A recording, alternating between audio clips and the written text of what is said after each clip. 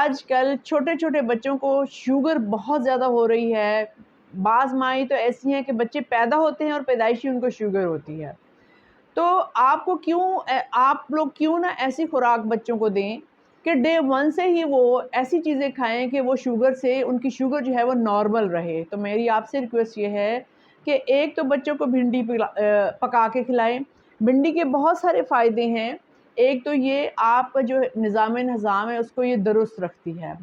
آپ کو کانسٹیپیشن نہیں ہوتی، اور اس کا سب سے بڑا فائدہ یہ ہے کہ آپ کی شوگر کو یہ بڑھنے نہیں دیتی.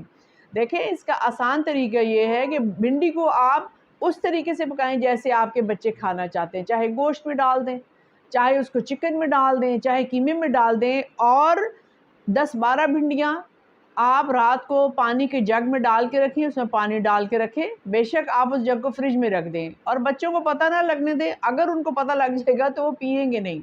آپ وہ پانی خود بھی پئیں، اپنے بچوں کو بھی پلائیں. دوسرے دن 24 گھنٹے وہ پڑی رہیں اور دوسرے دن وہی پانی جو ہے اس کو آپ خود بھی پئیں اور بچوں کو بھی پلائیں. اس سے یہ ہے کہ بچوں کی جو شوگر ہے وہ نارمل رہے گی اور آپ کی بھی شوگر نارمل رہے گی.